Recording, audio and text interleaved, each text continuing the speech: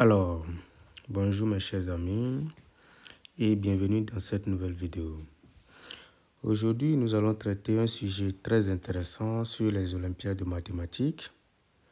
Il s'agit ici de déterminer tous les nombres réels alpha pour lesquels cet entier est un multiple de n pour tout entier naturel n. Bien entendu, E de x ici représente la partie entière de x.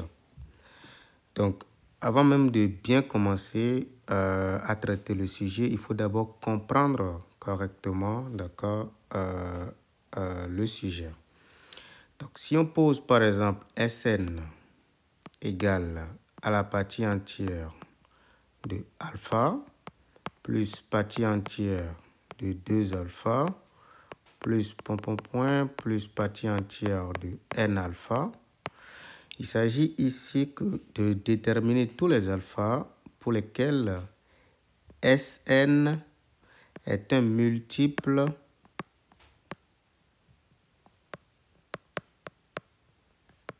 de n pour chaque n. Donc, très important. Pour chaque n entier naturel. Cela veut dire que pour n égale à 1, ça veut dire que S1 doit être un multiple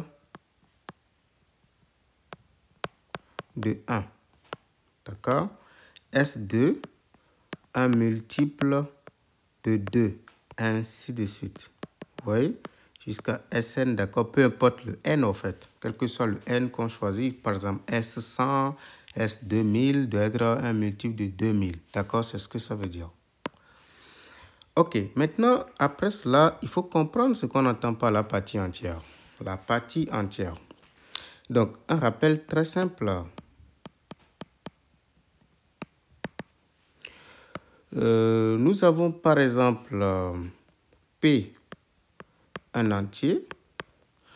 On dira que E de x avec x réel est égal à la partie entière de x si et seulement si, d'accord, P est inférieur ou égal à x et x en son tour est strictement inférieur à P plus 1. Donc, nous avons cette belle propriété pour les parties entières, la fonction partie entière, qui dit tout simplement que quel que soit le x élément de R, virgule, la partie entière de x est inférieure ou égale à x et x à son tour est strictement inférieur à la partie entière de x plus 1. Et donc, si on se permet par exemple de retrancher la partie entière, d'accord, des deux membres, de chaque membre, si vous voulez, d'accord, ça nous donne que 0 est inférieur ou égal à x moins la partie entière de x, qui est strictement inférieur à 1. C'est à partir de cette propriété-là que nous allons résoudre notre problème. D'accord? Donc, premièrement, lorsque je prends, donc on peut reposer le problème en ramenant ce qui est demandé. Donc, je repose le problème ici. Très important. Qu'est-ce que nous savons? Je prends n'importe quel alpha dans R.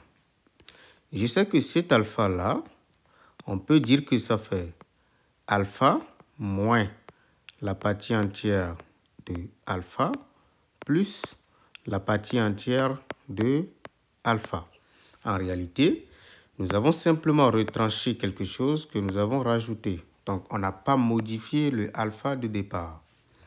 Mais qu'est-ce que nous savons tout à l'heure? Donc, je peux réécrire les choses correctement en disant que nous avons x et alpha moins la partie entière de alpha, que je fais comme ça, plus la partie entière de alpha. Donc, nous savons que cet élément-là, c'est ça ici. D'accord? Nous savons que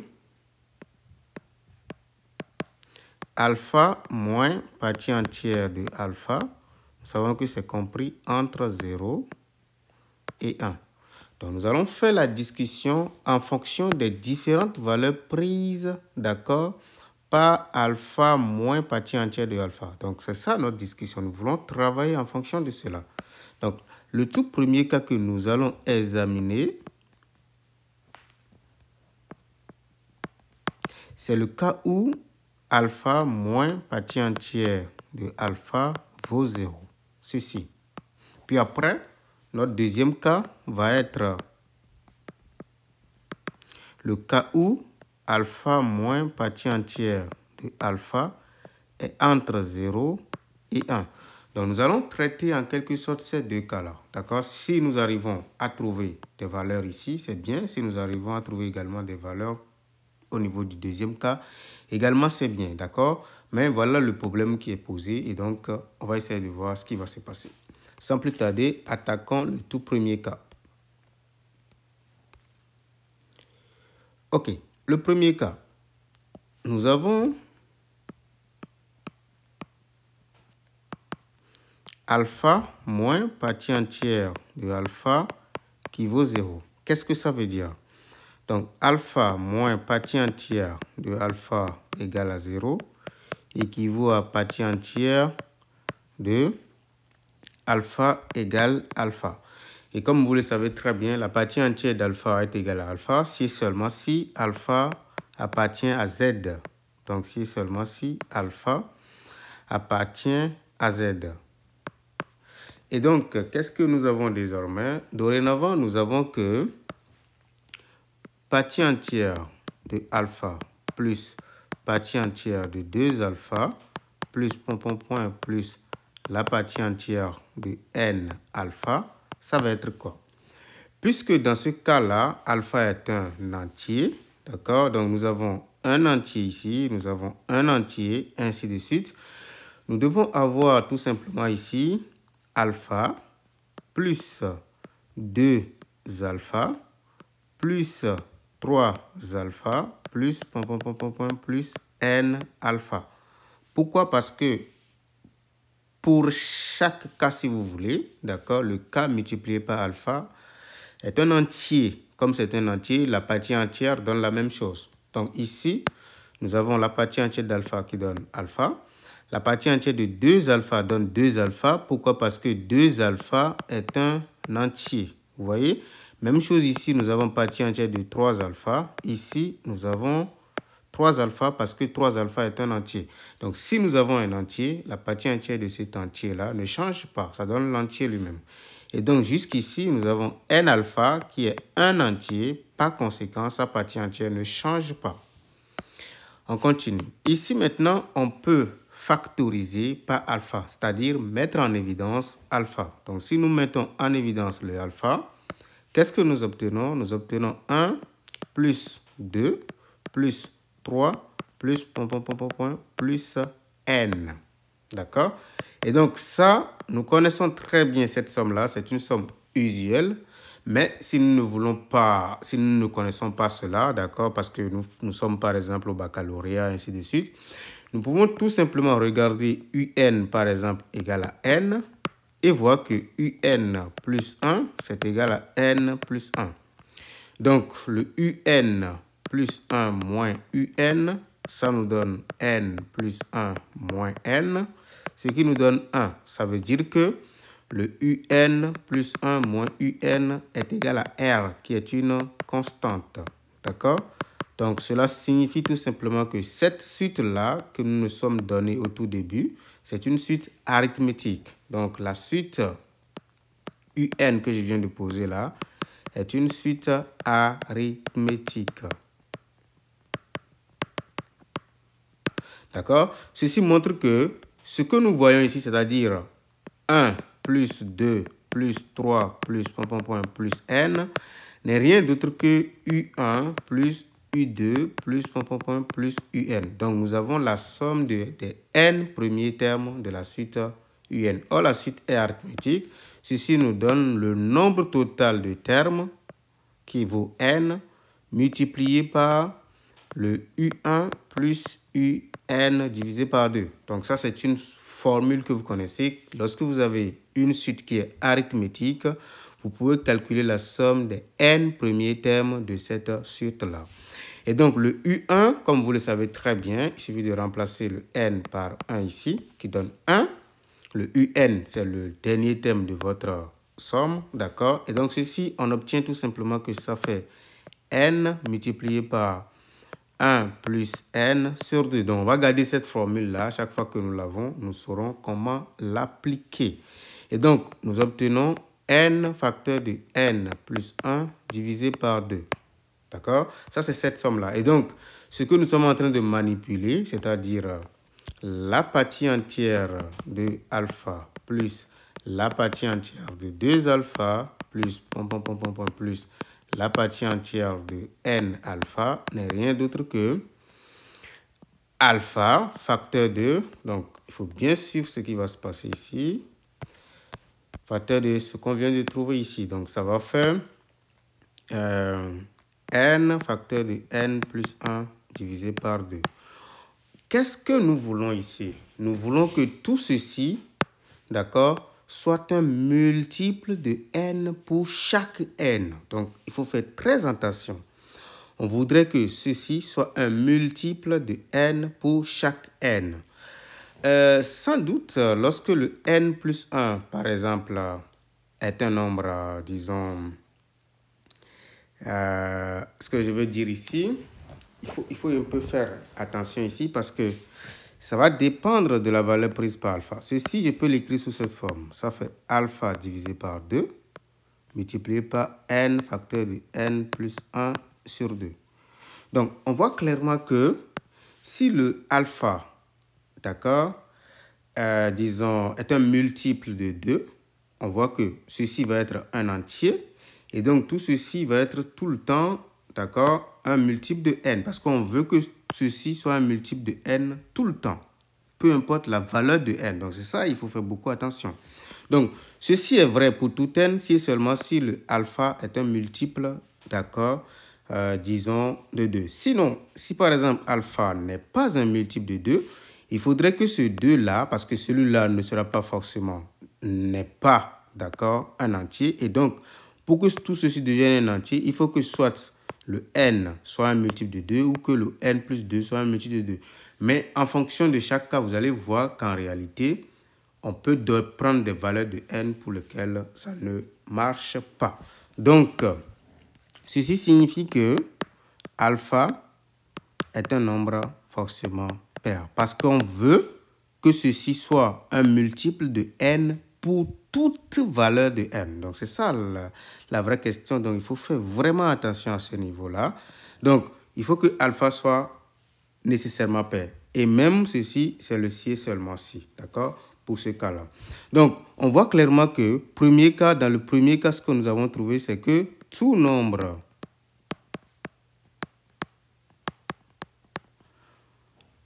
alpha entier pair est solution du problème.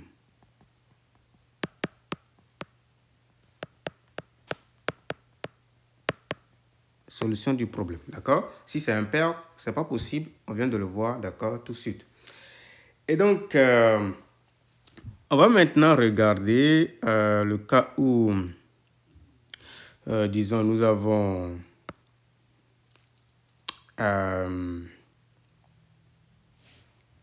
alpha maintenant, parce que le premier cas, c'était que, voilà, nous avons ceci. Nous allons maintenant prendre le cas où, donc deuxième cas, très important.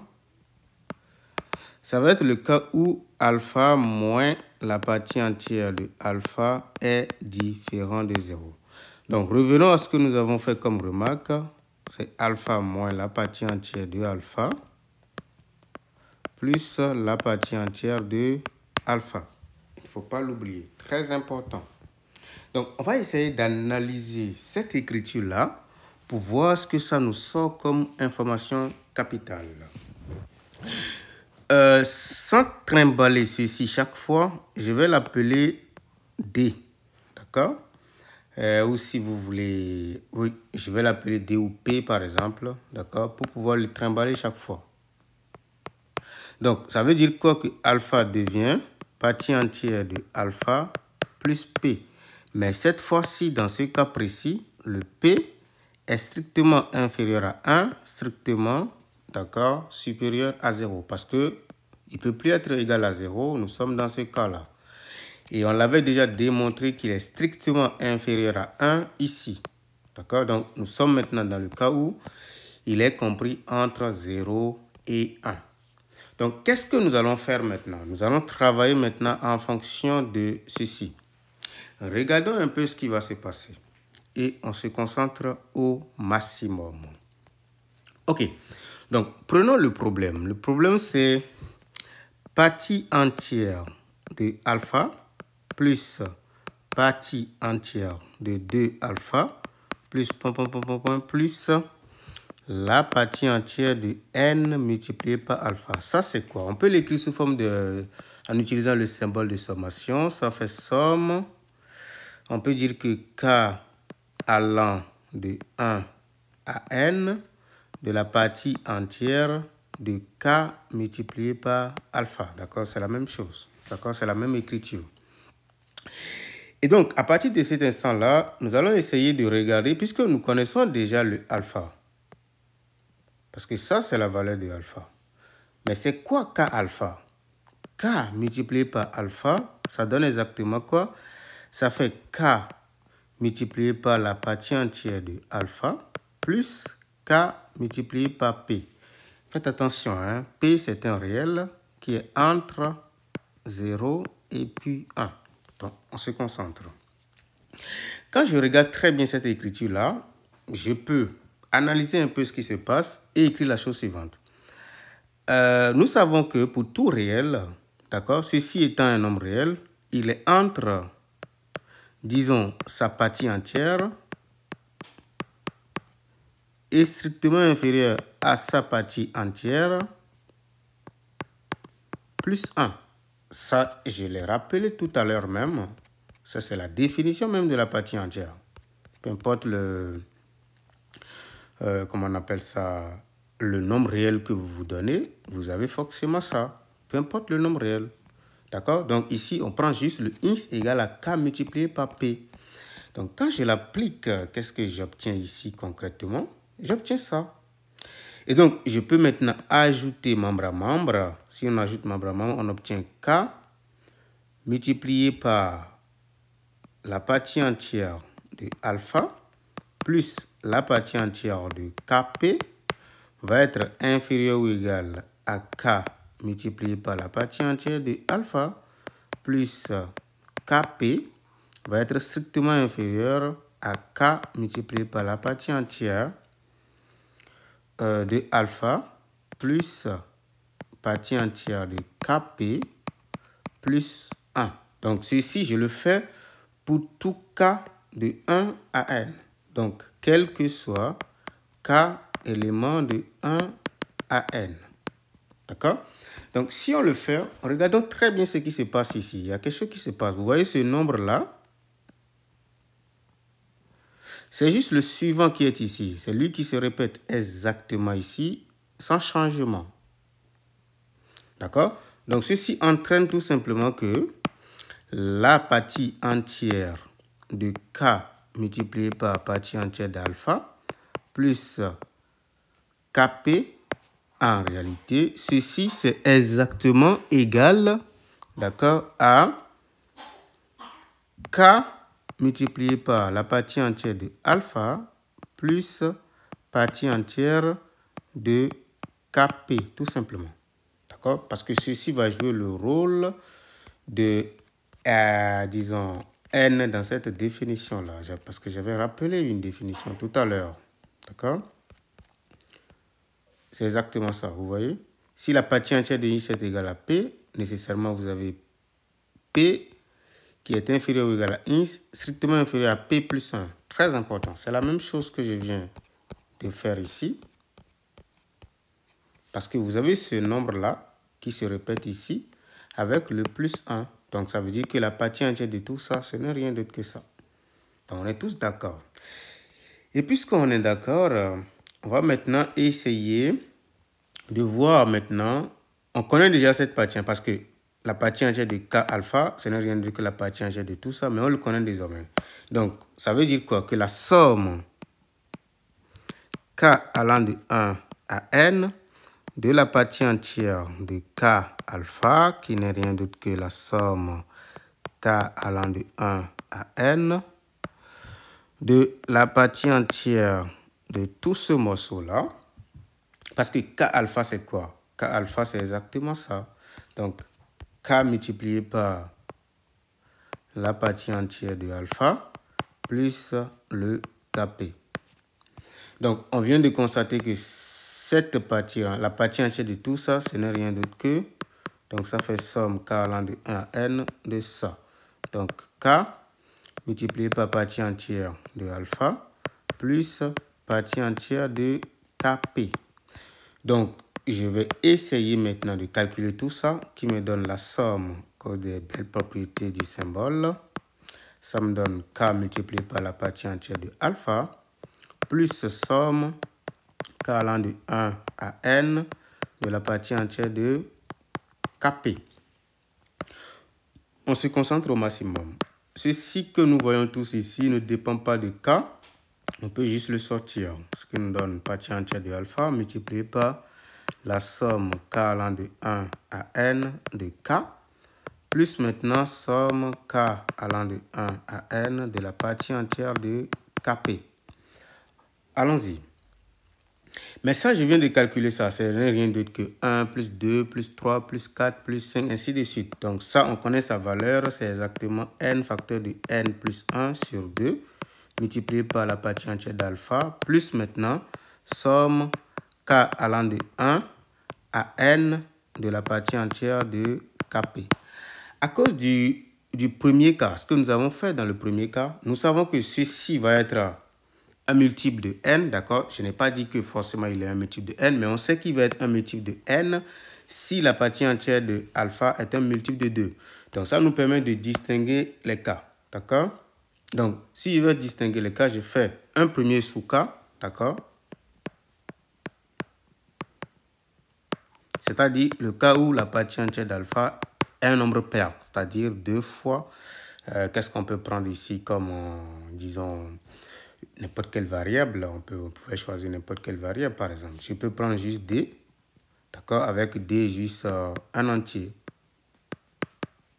Donc ça me permet juste de dire que la somme K allant de 1 à N de la partie entière de K alpha,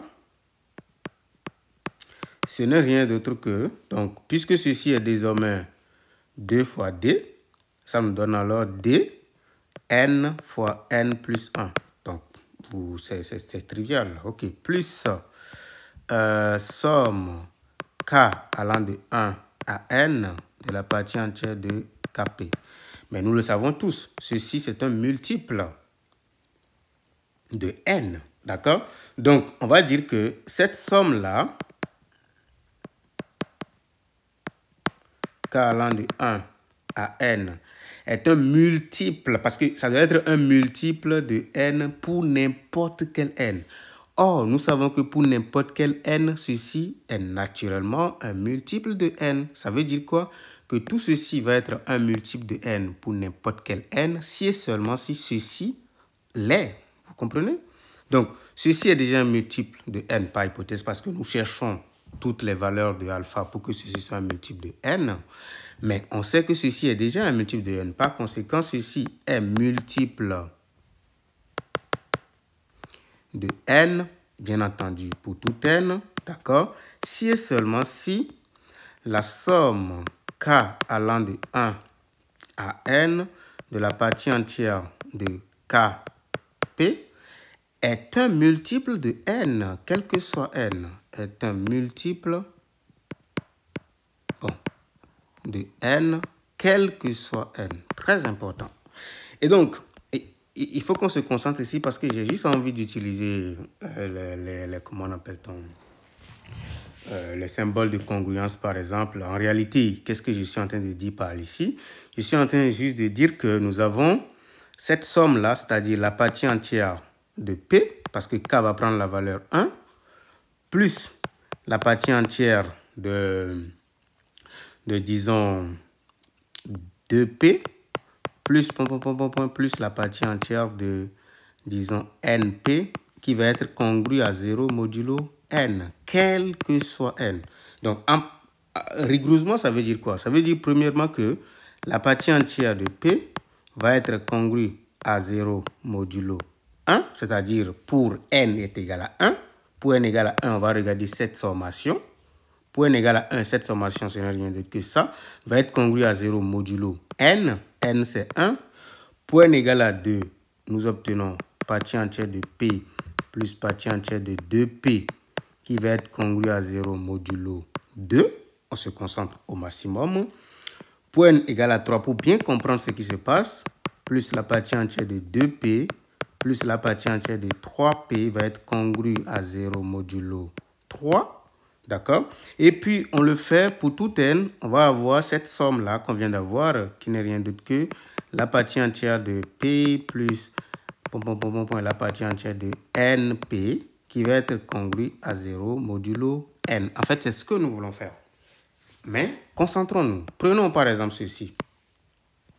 Mais on sait que le P est compris entre 0 et 1. Donc sa partie entière est naturellement égale à 0. Ça, c'est trivial. Comme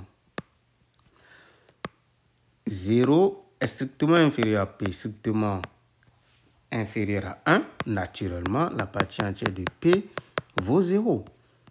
Donc, il n'y a pas de problème.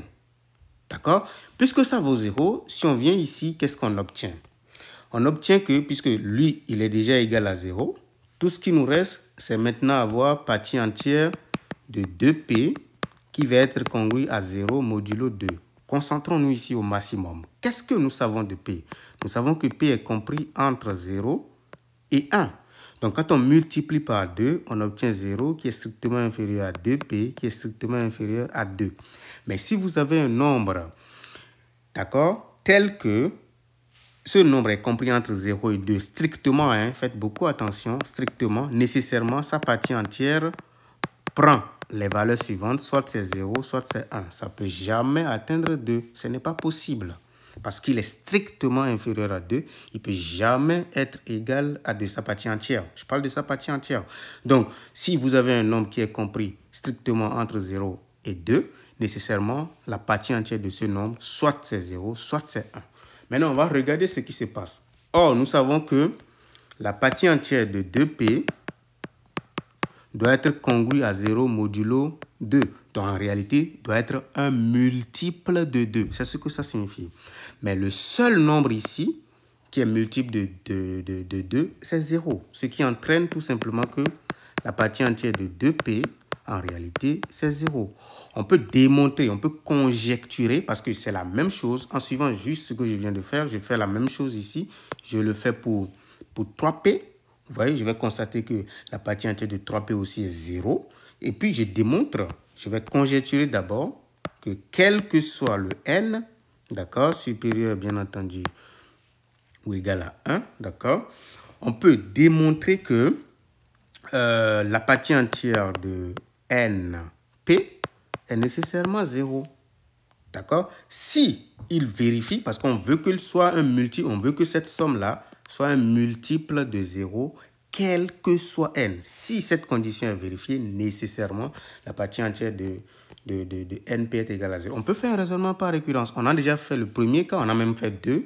D'accord? On a déjà vu le cas où n est égal à 1. On a constaté que ça marchait. Il n'y a pas de problème pour ça. D'accord? Maintenant, pour n égale à 2, on l'a déjà fait également. Pas de problème. Maintenant, on va supposer, d'accord, que, supposons, ça je suis déjà à l'étape d'hérédité. Donc, si ceci est notre Pn, d'accord, on a déjà P1 qui est vrai. D'accord? Si on suppose, d'accord, pour n supérieur ou égal à 1, que Pn est vrai, c'est-à-dire que la partie entière de Np est égale à 0, on va regarder ce qui se passe pour le Pn plus 1. D'accord? Mais pour avoir Pn plus 1, qu'est-ce qu'on va faire? On va regarder Sn plus 1, c'est-à-dire qu'on sait que 2 points, partie entière de P plus partie entière de 2P plus plus partie entière de NP plus partie entière de N plus 1 P, on sait qu'il doit être congru à 0 modulo N plus 1. Vous voyez? Mais nous savons que tout ça, c'est déjà égal à 0. Parce que chacun des termes ici, ça c'est 0, 0, 0, 0, ainsi de suite. Ce qui nous permet de dire que nous avons la partie entière de N plus 1 P qui va être congru à 0 modulo N plus 1 tout simplement. On se concentre. Donc, qu'est-ce que cela nous dit comme information? Nous savons, on se concentre, hein, parce que ici, nous savons que P est entre 0 et 1. On va multiplier par N plus 1, ça veut dire que 0 est inférieur à N plus 1 de P, qui est strictement inférieur à N plus 1. Donc, encore une fois, ça veut dire que sa partie entière prend tout simplement ces valeurs-là, soit c'est 0, soit c'est 1 jusqu'à N. Ça ne peut jamais atteindre N plus 1. N plus 1 est un entier, vous voyez un peu? Donc, si le nombre en question est strictement inférieur à N plus 1, la partie entière de ce nombre ne peut pas atteindre, d'accord, N plus 1. Ok, on continue. Qu'est-ce qui va se passer? Mais nous, on veut, d'accord, parmi tous ces nombres-là, vous voyez? Parmi tous ces nombres-là, d'accord, lequel est un multiple, d'accord, disons, n plus 1. Nous voulons un multiple de n plus 1. Le n est supérieur ou égal à 1. Parmi tous ces nombres-là, lequel est un multiple de n plus 1? Il n'y a que 0. Vous êtes d'accord avec moi? Parce que dans tout ce lot-là, le seul nombre multiple de n plus 1, c'est 0. Il n'y a pas plus que ça. Parce qu'après 0, on doit avoir le multiple prochain de n plus 1, c'est n plus 1. D'accord? Ok. Donc, on voit clairement que puisque ceci doit être un multiple de n plus 1, nécessairement, ce qui se passe, c'est que la partie entière de n plus 1 multiplié par p est nécessairement égale à 0. Donc, on vient de prouver que quel que soit n, élément de grand N, d'accord, star bien entendu, la partie entière de n alpha vaut 0. Waouh! Ça, c'est magnifique. Et NP, excusez-moi, vaut 0. Mais en réalité, tout le monde sait clairement que P vaut 0. Il n'y a pas de doute là-dessus. Parce que si vous avez pour un P donné, quel que soit l'entier qu'on prend, parce que en réalité, lorsque vous prenez un nombre qui est entre 0, disons, qui est entre 0 et 1, on peut toujours normalement trouver un nombre qui le sort de cette boîte normalement. Si on multiplie par ce nombre, on devait pouvoir le sortir de cette boîte-là. Mais s'il reste dans cette boîte-là, ça veut dire qu'en réalité, il n'est rien d'autre que 0. Vous voyez? Et donc, c'est absurde en fait. Ce que je veux dire, c'est quoi? Si vous prenez n'importe quel nombre dans 0, 1, on peut toujours, d'accord, il y a une propriété très forte, d'accord, mais intuitivement, on peut toujours trouver un nombre tel qu'en le multipliant par P, ça permet de sortir P, d'accord, de la boîte 0, 1. D'accord? Tout le monde est convaincu là-dessus. D'accord? Mais si on veut voir ça de façon formelle, qu'est-ce qu'on va commencer par écrire? Pour le voir de façon formelle, ceci signifie quoi? Le fait d'avoir partie entière de NP égale à 0, ça signifie quoi? Donc, ça signifie que quel que soit n élément de grand N étoile, virgule, 0, parce que c'est lui la partie entière, d'accord, est inférieur ou égal à NP. Et cette fois-ci, il est strictement inférieur à 0 plus 1. Ça, c'est la définition de la partie entière. Et donc, on peut diviser par n. On obtient 0 qui est inférieur ou égal à p, qui est strictement inférieur à 1 divisé par n. Vous voyez? Donc, ça marche, peu importe le n. D'accord? Donc, si on passe à la limite, on obtient tout simplement que la limite, parce que vous savez, par rapport au théorème d'encadrement, que si vous avez une fonction ou bien un nombre, d'accord, qui est compris entre deux autres fonctions, ou bien même au niveau des suites numériques, ça marche, d'accord, en passant à la limite, la limite de ceci va être inférieure ou égale à la limite de ceci, va être inférieure ou égale à la limite de ceci. Donc, si je passe à la limite, j'obtiens une limite de 0 qui est inférieure ou égale à la limite de P lorsque n tend vers plus l'infini, qui est inférieure ou égale à la limite de 1 sur n lorsque n tend vers l'infini. Mais ça, sa limite, c'est 0. Limite de ceci, c'est P parce qu'il ne contient pas de n, et ceci est inférieur ou égal à 0. Ceci entraîne tout simplement que P vaut 0. Ceci est absurde, car le P, d'accord, est strictement compris entre 0 et 1. Il ne peut pas être égal à 0. Ce qui nous permet de dire que le premier sous-cas que nous avons considéré, il n'y a aucun nombre, d'accord, qui va nous permettre d'avoir une solution de notre problème de départ. Allons maintenant au deuxième sous-cas. Dans le deuxième sous-cas, nous allons maintenant considérer la partie entière de notre alpha sous la forme de... Il faut que je regarde ce que j'avais posé là.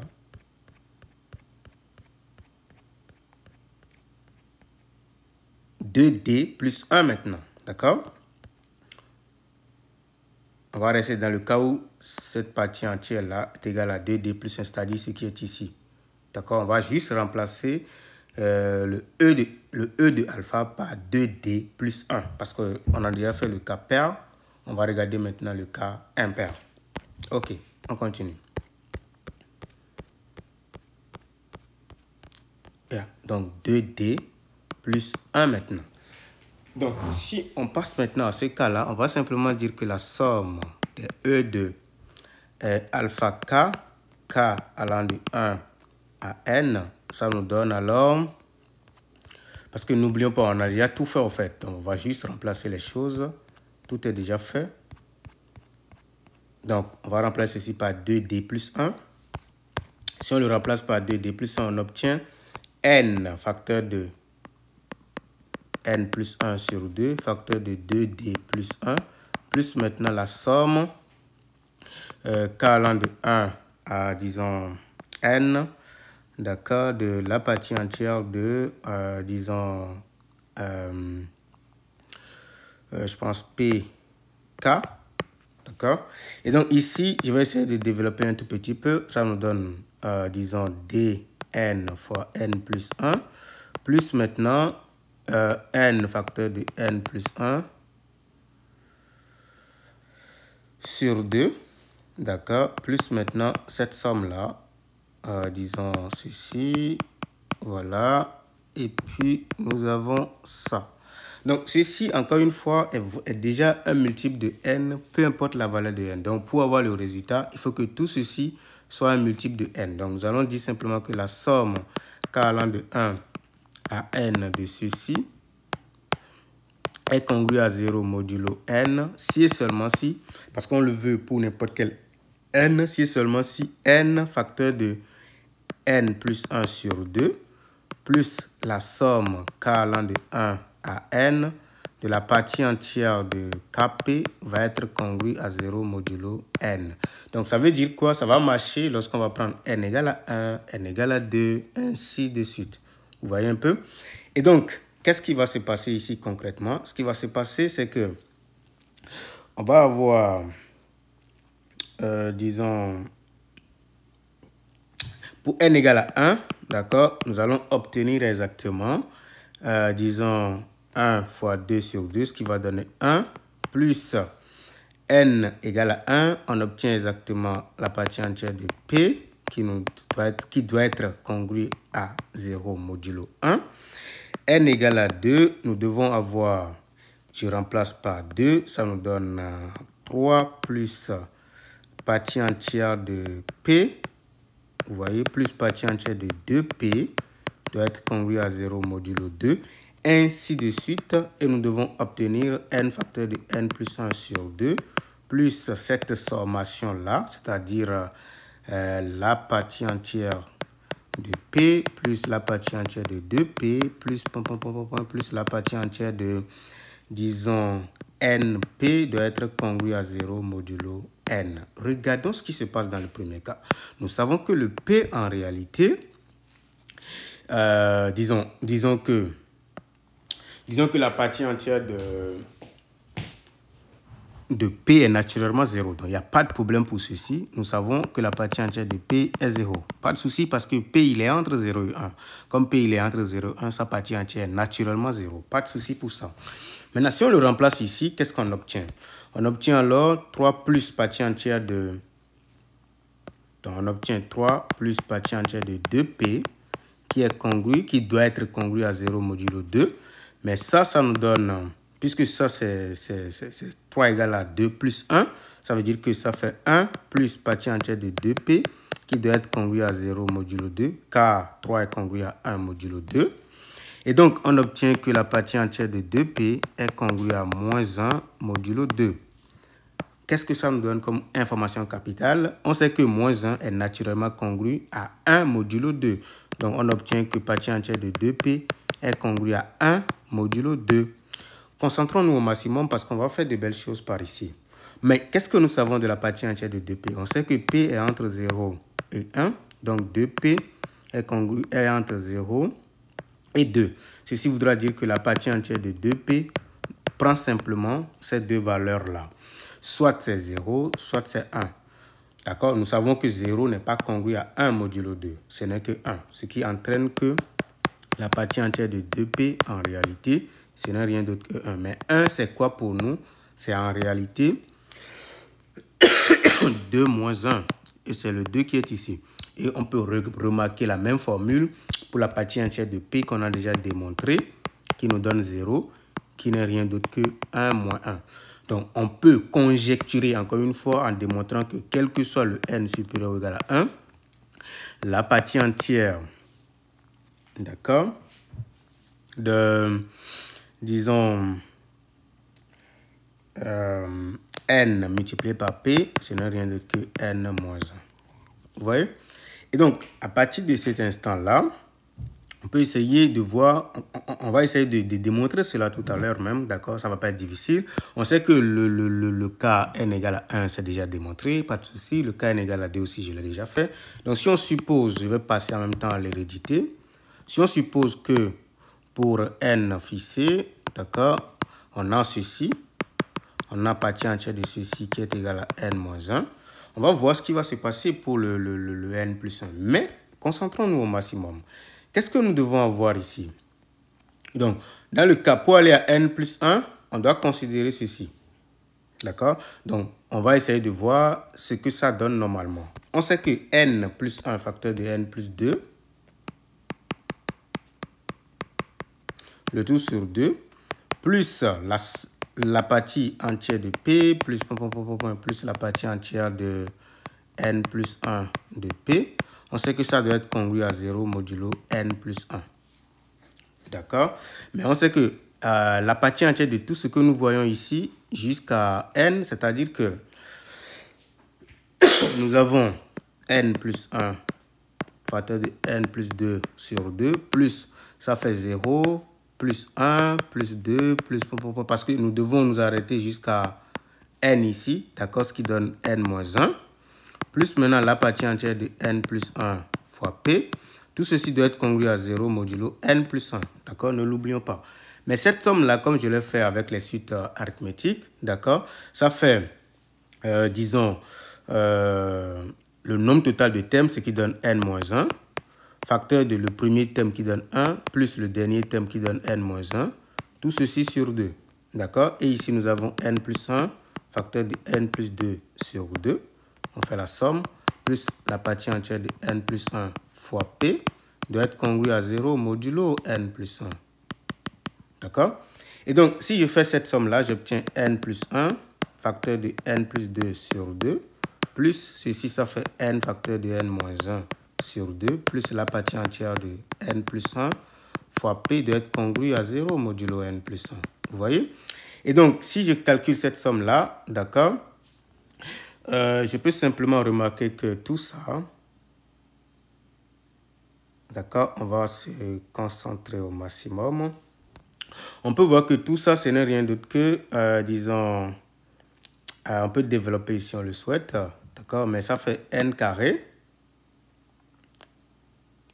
d'accord, plus 3n, plus 2, plus n carré, moins n tout simplement. Le tout divisé par 2. D'accord? Qui est plus la partie entière de n plus 1 fois p va être congru à 0 modulo n plus 1. Et donc tout ça, c'est quoi pour nous? On peut essayer de constater que ça fait, disons, ça fait 2n carré. Sur 2, ça fait n carré. 3n moins n, ça fait 2n, ça fait plus n. Et puis ceci plus 1. D'accord? Plus la partie entière de n plus 1 fois p doit être congrue à 0 modulo n plus 1. D'accord? Et donc, comme on peut déjà le voir, on veut que tout ça soit congru. Donc, on va essayer de voir clairement quelque chose ici parce que ça, c'est n facteur de n plus 1 plus la partie entière de n plus 1. D'accord? Fois p doit être congru à 0 modulo n plus 1.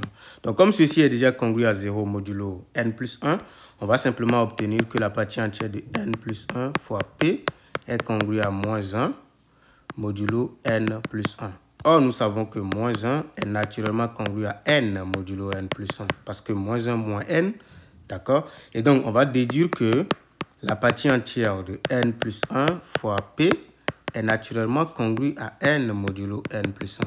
Donc, encore une fois, on peut regarder tout simplement que p étant entre 0 et 1, en multipliant par n plus 1, on obtient quelque chose comme ça. D'accord? Et donc, sa partie entière, en réalité, prend simplement les valeurs 0, 1 jusqu'à n. Mais nous voulons, d'accord, parmi tous ces nombres-là, d'accord, nous sommes tous d'accord que le seul, d'accord, qui a pour reste n dans la division par n plus 1, c'est bien n. Il n'y en a plus. Parce que si vous prenez 0, vous ne pouvez pas avoir 0 qui est congru à n modulo n plus 1. Vous voyez? Donc, ceci entraîne tout simplement que la partie entière de n, d'accord, plus 1 fois p, ce n'est rien d'autre que n. Donc, in fine, on a démontré que quel que soit n supérieur ou égal à 1, bien entendu, la partie entière de n multipliée par p n'est rien d'autre que n moins 1. Vous voyez? Donc, c'est tellement magnifique ici. Et ce résultat-là nous démontre encore une fois que p ne peut pas prendre beaucoup plus de valeur. On va voir pourquoi ça ne peut qu'être égal à 1. Pourquoi le p ne peut qu'être égal à 1. Mais regardons ce qui se passe. Si nous prenons par exemple cette égalité-là, ça veut dire que n-1 est inférieur ou égal à np, qui est à son tour, d'accord, strictement inférieur à n-1 plus 1. Ça, c'est par définition. Et donc, ça fait n-1 qui est inférieur ou égal à np, qui est strictement inférieur à n. Divisons le tout par n. Si on divise le tout par n, on obtient n-1 sur n, qui est inférieur ou égal à p, qui est strictement inférieur à 1. Et ça, c'est 1 moins 1 sur n, qui est inférieur ou égal à p, qui est strictement inférieur à 1. Passons à la limite. Si on passe à la limite, ceci donne 0. Ceci donne p. Excusez-moi. Ceci donne, disons, 1. Si je passe à la limite, ceci donne p et ceci donne également 1. Ceci entraîne que p est égal à 1. Absurde. Pourquoi? Parce que nous avons, ce que nous avons, c'est quoi? Nous avons que p est naturellement entre 0 et 1. Il ne peut pas être égal à 1. D'accord? Et donc, ça veut dire quoi? Que dans tous les cas, d'accord, on ne peut pas. Vous voyez, c'est ce qui est intéressant ici. On ne peut plus avoir d'autres possibilités à part le cas où l'alpha est un nombre entier pair. Vous voyez? Donc, la seule possibilité pour que ces nombres-là, vous voyez, pour que les nombres sous cette forme-là soient un multiple de n pour tout entier naturel, c'est que l'alpha est un nombre qui est sous la forme 2 multiplié par d avec d, 1 entier tout simplement. Vous voyez, donc ce sont uniquement les nombres pairs qui sont solution de ce problème-là. Donc n'hésitez pas à vous abonner, à commenter, à nous dire ce que vous en pensez en commentaire. Nous allons discuter, d'accord? C'est avec plaisir.